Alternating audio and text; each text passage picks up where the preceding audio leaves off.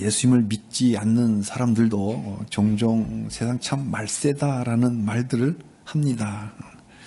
뉴스를 틀면 죽이고 빼앗고 사기치고 횡령하고 착취하고, 그래서 앞에서는 또 참 공정한 척 가식을 부리는 그런 위선들로 가득함을 우리가 봅니다. 세상은 왜 이렇게 되었을까요? 세상에 무엇이 잘못되었을까요? 어떤 사람들은 대답합니다. 세상이 잘못되지 않았다고. 세상은 날로 갈수록 진보하고 있다고. 날로 진보되는데 아직 완성되지 않았을 뿐이라고 대답을 합니다. 정말 그럴까요? 과연 현대인들은 원시인들보다 공평하고 정의로운 사회를 이루면서 살아가고 있을까요? 아니, 더 합법적으로 교묘하게 죄를 짓는 기술이 발달된 거 아닐까요? 물론 눈부신 과학기술로 훨씬 더 비교가 되지 않을 만큼 편리해졌습니다.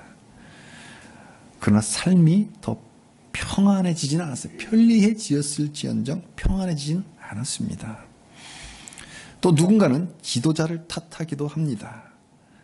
지도자가 악해서 히틀러나 무솔리니처럼 또는 김일성 같이 이런 악한 사람들, 그런 한두 사람의 지도자들 때문에 이렇게 세상이 망가진 거지 보통 사람들은 그렇지 않다라고 주장을 합니다. 그럴듯해 보입니다.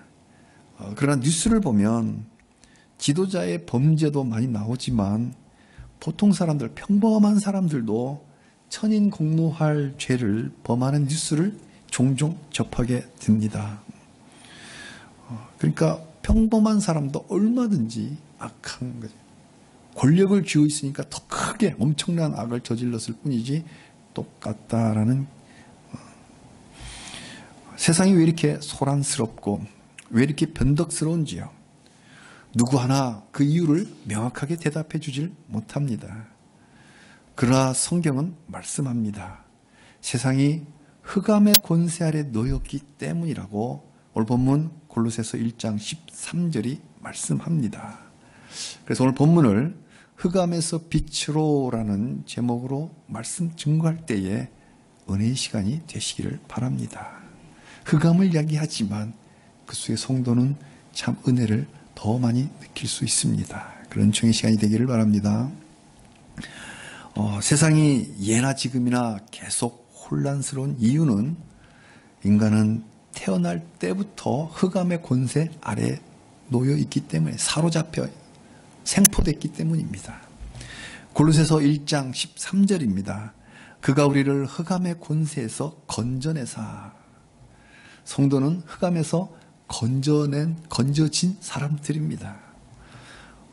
이집트 바로 왕의 그 공주가 나일강에서 목욕을 하러 갔다가 그 강가에, 나일 강가에 있는 갈대들 사이에 상자가 하나 있는 걸 보고 열어보니 아기가 있었어요.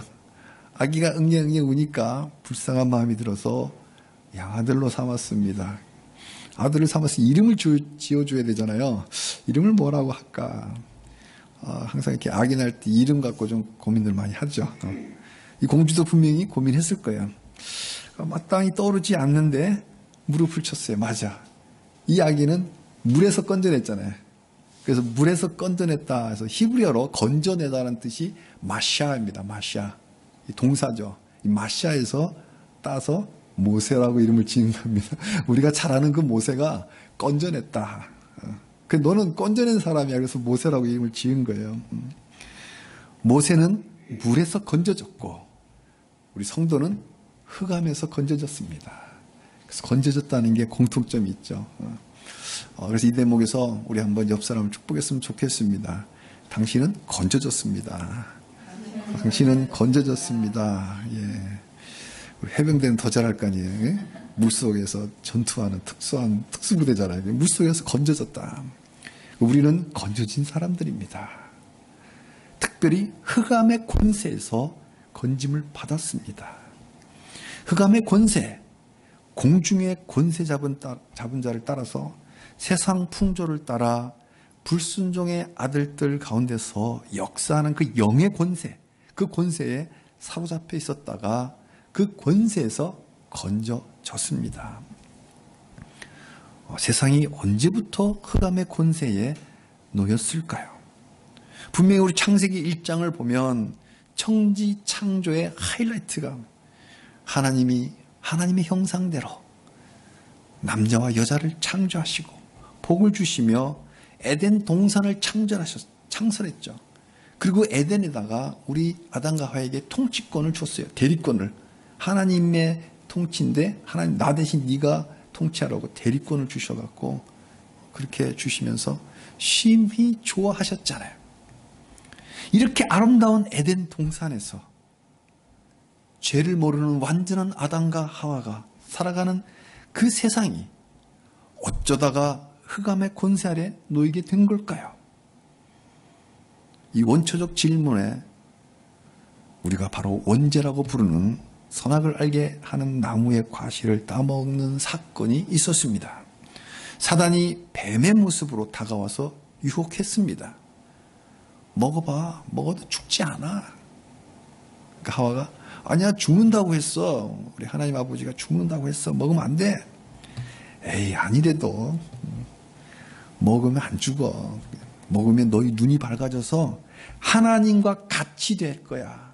이걸 하나님이 아시기 때문에 시기해서 하나님처럼 되지 못하게 하기 위해서 먹으면 죽는다고 뻥친 거야. 먹으면 너 하나님같이 돼. 이게 바로 사단의 유혹의 가장 핵심 키가 하나님과 같이 될 거야.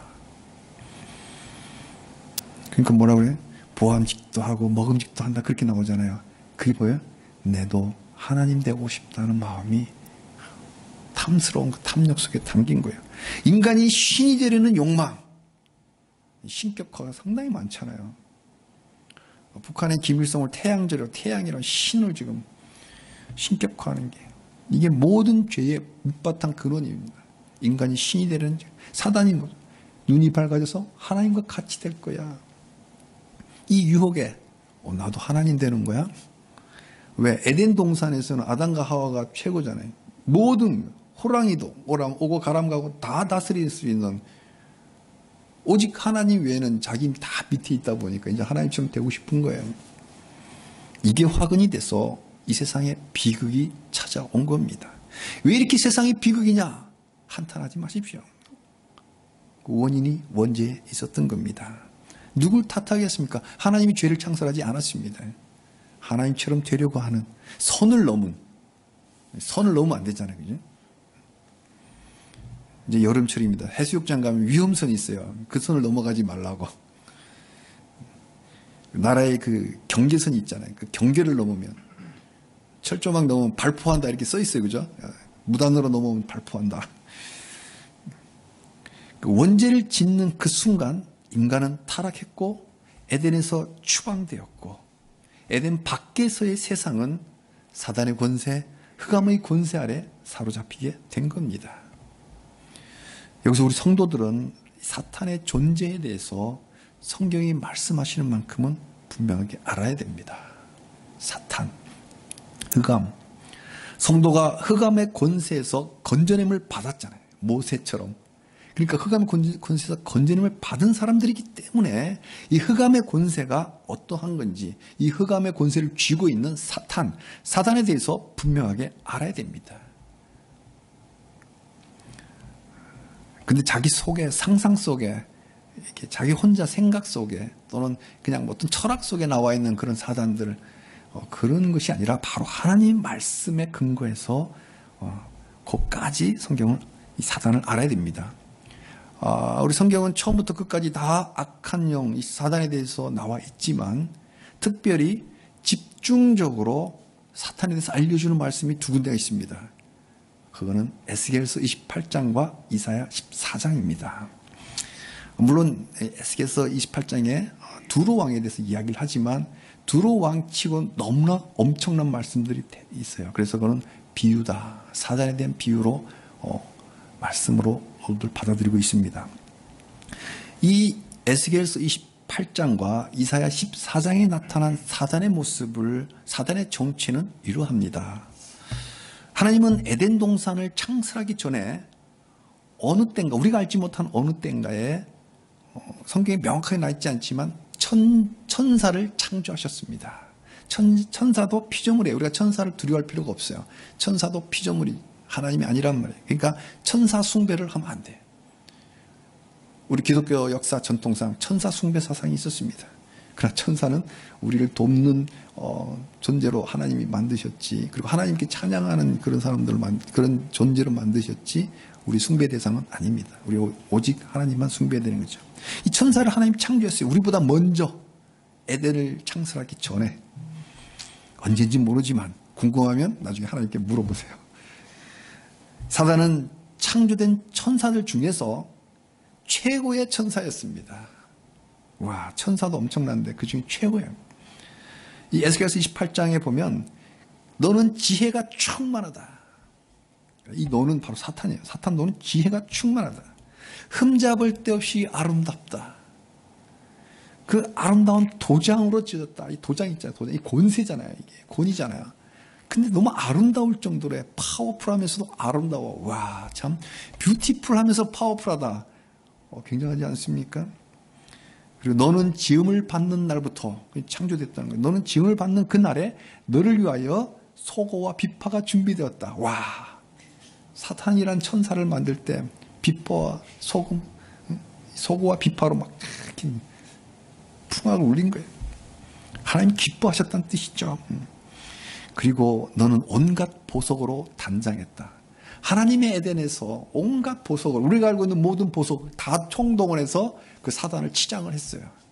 와, 안 그래도 아름다운데 모든 보석으로 치장을 했으니 얼마나 휘황찬란하겠어요. 이게 우리가 아는 사탄이 본질이에요. 정체예요. 하나님이 임무를 줍니다. 너는 하나님의 성산에서 불타는 돌들, 화석, 불타는 돌, 그 불타는 돌들 사이로 네가 왕래할 것이다. 와, 이거 뭐예요? 하나님의 성산에 불타는 돌들인데 그 사이로 다닌다. 이것은 하나님의 그 존엄성을 지키는 천사장이란 뜻입니다. 그렇게 천사 중에서도 최고의 천사였던 사탄에게 어느 날 죄악이 발견됩니다. 죄악이 발각된 거예요. 에스겔서 28장 15절입니다. 네가 지음을 받던 날로부터 내 모든 길에서 완전했는데 마침내 내게서 불의가 드러났도다. 불의가 드러났도다. 스스로 에스겔서 28장 첫 절에 이렇게 시작합니다. 나는 스스로 신이다. 나는 신이라. 그러면서 하나님 자리에 오르려고 한 그 죄악이 발견된 거예요. 이게 바로 죄의 기원입니다. 하나님이 죄를 창설하지 않았어요. 하나님이 창조자 하나님이지만 하나님이 죄를 만들지 않았다고요. 사단의 마음에 교만이 생긴 거예요. 교만이 생겨서 스스로 신이 되려고 하나님께 반역했습니다. 하늘의 세계의 모든 천사들보다 가장 뛰어난 사단이다 보니까 자기 위에는 하나님밖에 없거든. 그러니까 스스로 하나님 되려고 하는 마음이 들어간 거예요. 그래서 교만을 하나님이 가장 큰 죄로 여깁니다. 이 사단의 타락한 마음이 어떤 마음인지 이사야서 14장에 잘 기록되어 있습니다. 이사야서 14장 13절에 사단이 이렇게 말합니다. 내가 하늘에 오르리라. 하늘은 하나님을 상징합니다. 하나님 되겠다는 교만이죠. 또 이렇게 이야기합니다. 내가 하나님의 뭇별 위에 내 자리를 높이리라. 하나님의 뭇별은 천사들을 의미합니다. 그 천사들보다 더 위에 내 자리를 펼치겠다. 내 의자 천사들 위에 갖다 놓겠다. 안 그래도 천사장으로 임명을 받고 하나님의 불타는 돌들 사이에 왕래하는 권위를 줬는데도, 그런데도 그 천사들 뭇별 위에 더 군림하고 싶은 거예요. 거만한 마음입니다. 내가 북극 지폐의 산 위에 앉으리라. 북극 지폐, 모든 지폐가 되는 우주를 통치하려는 야망을 가진 거예요. 14절입니다. 내가 가장 높은 구름에 오르리라. 성경의 구름은 하나님의 임재를 상징합니다. 그리고 하나님의 영광을 상징합니다. 시내산 그 성소에 구름이 쫙 이렇게 덮잖아요. 그 모세가 그걸 감당 못해서 뛰쳐나옵니다. 하나님의 임재, 그 영광 속에 그 구름 기둥 인도하시고, 이 구름은 하나님의 임재와 영광을 상징합니다. 그러니까 사단이 내가 가장 높은 구름, 그 위에 내가 오르겠다. 하나님보다 더 위에 오르겠다. 하나님을 부리겠다. 야, 이 정말 바로 이 죄의 마음이 이 정도였습니다. 하나님의 영광을 자기가 가로채겠다. 그래서 결국 지극히 높은 이와 같아지리라. 대놓고 스스로 신이 되겠다고 노골적으로 하나님 들으라고 이야기를 하는 거예요. 이게 바로 사탄의 교만한 죄의 심보였습니다. 그러니까 사탄은 그 천사의 이름이었어요. 하나님은 사탄을 천사 중에서 가장 아름답게, 가장 멋지게 지어줬건만 배은 망덕이죠. 사탄은 그 잘난 것으로 교만해져서 잘난 값을 한 거예요. 교만해져서 스스로 신이 되려는 죄악을 품었습니다. 이게 바로 죄의 기원입니다. 흑암의 기원입니다. 이 죄악이 발각되어서 사단과 이 범죄에 가담한 1단의 천사들이 있었어요. 그 천사들이 사단과 함께 하늘에서 쫓겨났어요. 그래서 공중에 주소를 어드레스를 두고 자리를 잡았습니다. 어떻습니까? 이 사단과 함께 이 범죄한 천사들이 바로 이 천사들이 바로 귀신이에요. 사단이 부리는 수하들, 악한 영들이 바로 귀신입니다. 흔히들 귀신이란 말을 많이 하잖아요. 우리나라도 전통적으로 옛날부터 귀신이란 말을 많이 했고, 뭐 전설의 고향, 뭐 이렇게 남양 특집 하면서 뭐 구미호도 나오고 막 머리 푼 여자가 흰 소복 입고 막 나타 이런 것들을 많이 하잖아요. 그러니까 우리나라에 이렇게 전통적으로 내려오는 설화 속에 귀신이 많이 나와요. 그런데 그렇게 말하는 귀신과 성경이 말하는 귀신은 달라요. 우리 정확하게 이걸 아셔야 됩니다. 세상이 말하는, 사람들이 말하는 귀신이란 죽은 사람의 영혼을 말해요. 특히 원한이 맺힌 사람 또는 악한 짓을 많이 한 사람이 어디 좋은 데 못 가고, 그러니까 불교적인 사상으로 극락에 못 가고 뭐 좋은 데 못 가고 이 구중구천을 뭐 떠돈다든가 뭐, 그래서 죽은 사람의 영혼이 어디 못 가고 계속 우리 주변을 떠들면서 막 괴롭히고 막, 그 사람들이 무서워하는 거예요, 귀신을. 근데 이것은 전혀 성경적 근거가 없습니다. 성경은 죽은 사람의 영혼을 귀신이라고 부르지 않습니다. 그리고 죽은 사람의 영혼이 이 세상에 떠돌지 않습니다. 왜? 히브리서 9장 27절에 말씀하기를 한 번 죽는 것은 사람에게 정한진 것이요 그 후에 심판이 있으리라. 누구는 한 번 죽잖아요. 근데 죽은 후에 심판이 있다. 그러니까 한 번 죽은 영혼은 이 세상에 있는 게 아니라 바로 하나님 앞으로 바로 갑니다. 바로 소환돼서 하나님 앞에 바로 가서 판결을 받습니다. 천국, 오와 지옥. 그래서 바로 천국으로 가거나 지옥에 가거나 둘 중에 하나지 이 세상 떠돌지 않습니다. 그래서 우리가 제사 지내는 거, 조상신이 와서 뭐 먹는다든가, 이게 다 좋은 전통이 아니라 바로 우상을 섬기는 것이기 때문에 우리가 그것을 금하는 겁니다. 귀신의 정체는 죽은 사람의 영혼이 아니라 바로 사탄이 하늘에서 쫓겨났을 때 그 범죄에 가담한 천사들이 있었어요. 그 많은 천사들 중에 같이 쫓겨난 그 천사들이 악한 영들의, 사단의 수하들의 쫄개들, 그 쫄개 악한 영들이 바로 귀신인 거예요. 그래서 이 귀신이, 우리도 영혼이잖아요. 영과 영은 통해요. 우리 영 속에 마음대로 들락거리면서 우리를 유혹하고 핍박합니다.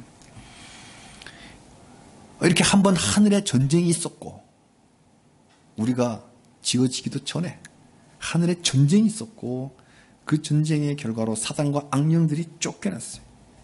그래서 공중에 진을 치고 있었습니다. 이때 하나님은 에덴을 창설하시고 그 안에 하나님 형상대로 남자와 여자를 지어서 하나님 동산에 거닐게끔 이루셨습니다. 이때 사단은 바로 때는 이때다. 한번 쫓겨났는데 1라운드 내가 졌는데 2라운드 내가 괴롭히겠다. 회방 놓겠다. 다 된 밥에 재라도 뿌려야지. 그렇게 해서 아담과 하와에게 접근합니다. 근데 사단은 영이잖아요. 아담과 하와가 못 봐요. 그래서 눈에 보이는 뱀에게 들어가서 뱀의 모습으로 가서 접근합니다. 그 당시만 해도 아직까지 아담이 죄를 짓지 않았기 때문에 뱀하고 대화가 가능했었습니다. 그리고 뱀이 우리가 지금 생각하는 징그러운 존재가 아니라 얼마든지 그냥 동물 중에 하나로 같이 이야기할 수 있는 존재. 왜? 아직 에덴에 죄가 없었기 때문에 모두가 다 서로 평화롭게 지낼 수 있는 시절이었기 때문에 뱀이 접근합니다. 이 사단이 바로 이 아담과 하와에게 흑암의 씨를 뿌린 거예요. 사단은 스스로 하나님이 되려다 쫓겨났듯이 아담과 하와도 선악과를 먹고 하나님이 되라고 유혹했습니다. 에덴의 피조물 중에 최고로 지어진 바로 인간이 하나님의 형상에 만족하지 못하고 그것만 해도 얼만데 만족하지 못하고 스스로 하나님 되려고 교만에 합류했습니다. 사단의 죄와 동일한 죄를 짓고 말았습니다. 그래서 아담과 하와가 에덴에서 쫓겨났습니다. 야, 이걸 보면 어쩌면 그렇게 똑같을까? 아담이 죄짓고 쫓겨난 모습과 사단이 죄짓고 쫓겨난 게 똑같습니다. 사단도 하나님 되려다가 쫓겨났고 아담과 하와도 하나님과 같이 되려고 하는 이 유혹에 휘말렸다가 쫓겨난 거예요. 똑같습니다. 그래서 빛의 자녀가 어둠의 자식이 된 겁니다. 그렇지만 사단의 결국은 영원한 불못에 던져져 세세토록 밤낮으로 괴로움을 받으리라. 요한계시록 20장 10절이 예언합니다. 그리고 또 사단만이 아니라 사단을 따랐던 사람들 어떻게 될까요? 또 누구든지 생명책에 기록되지 못한 자는 불못에 던져지리라고 15절에 경고합니다. 그러니까 사탄과 그 범죄한 천사들과 그 다음에 흑암의 자식들은 모두가 다 지옥의 불못에 던져지는 겁니다. 오늘 본문 골로새서 14장 13절에 1장 13절에 흑암의 권세에서 건져냄을 받지 못한 사람은 바로 사단이 던져질 그 불못에 던져질 것입니다. 자, 사람들이 왜 복음을 믿지 못할까요? 바로 사단의 권세, 흑암의 권세에 사로잡혀 있기 때문입니다.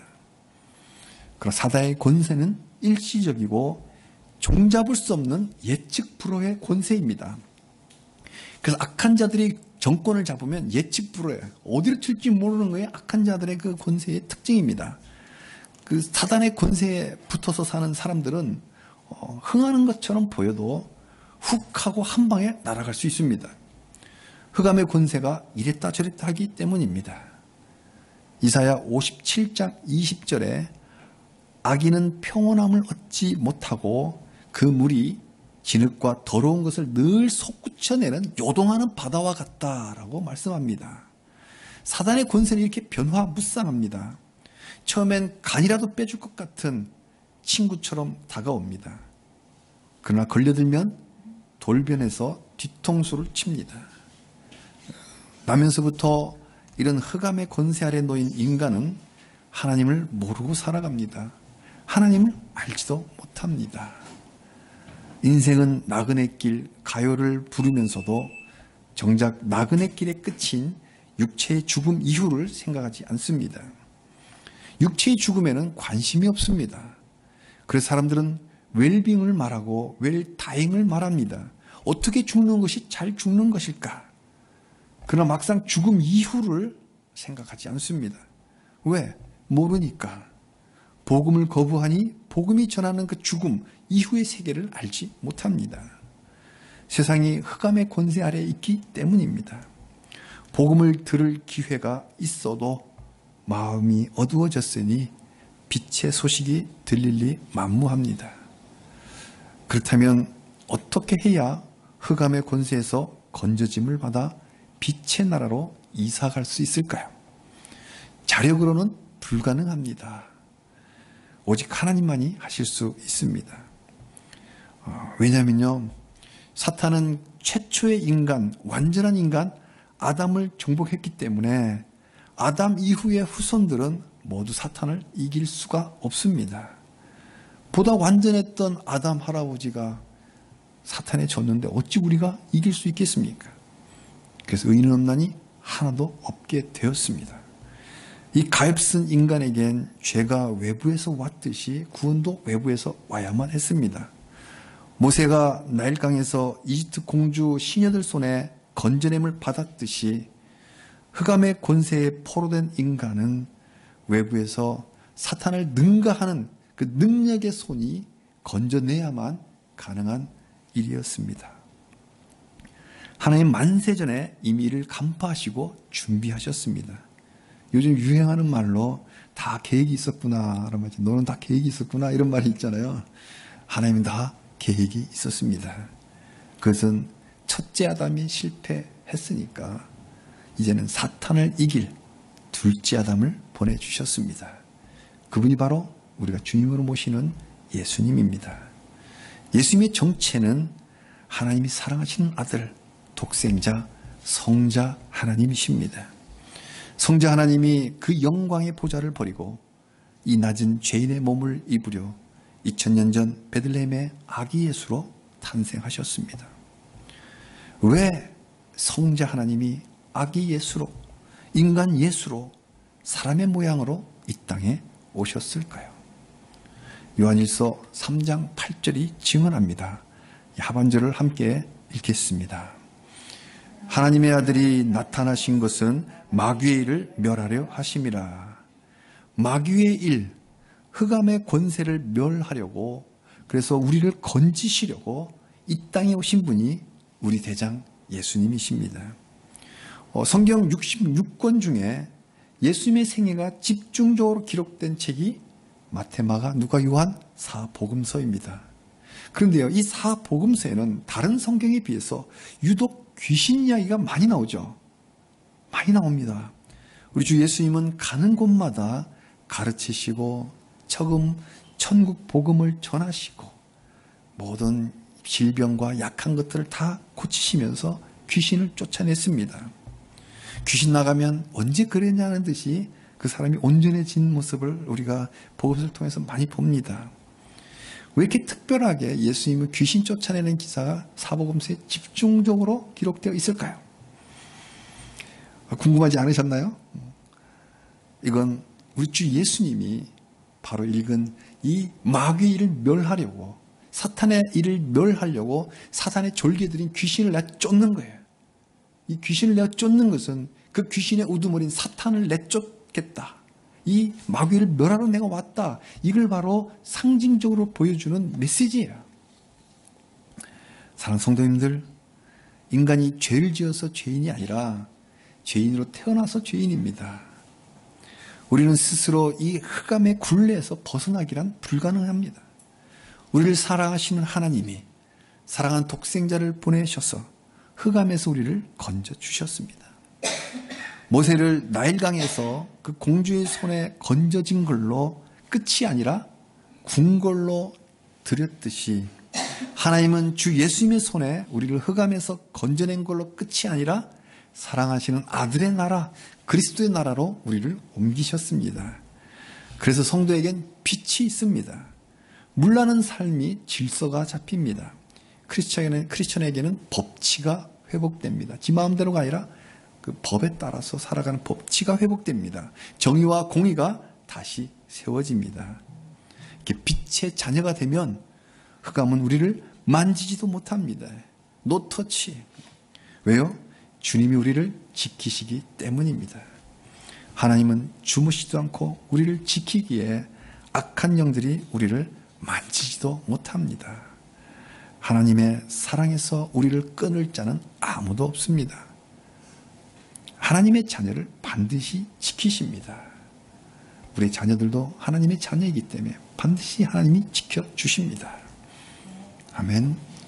저는 설교를 준비하면서 이 마음 너무 마음에 왔어요.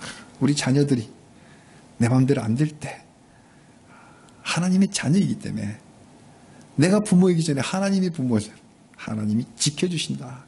만지지도 못한다. 악한 영들이 반드시 지켜주시고 때가 되면 돌아올 것입니다. 사랑하는 성도님들, 우리 신앙생활에서 사단의 유혹과 사단의 시련을 만날 때가 있습니다. 또 급에 따라서는 사단이 나타나지도 않고 상대도 안 해주면 그때 자존심 상할 수 있어요. 영적 자존심 상할 수 있어요. 사탄이 나를 상대도 안 해주고 그 쫄개들을 보내갖고 악한 영들, 그 쫄개를 보내서 내 마음대로 들락거리면서 시험을 줄 수 있어요. 유혹하기도 하고 유혹이 안 되면 협박합니다.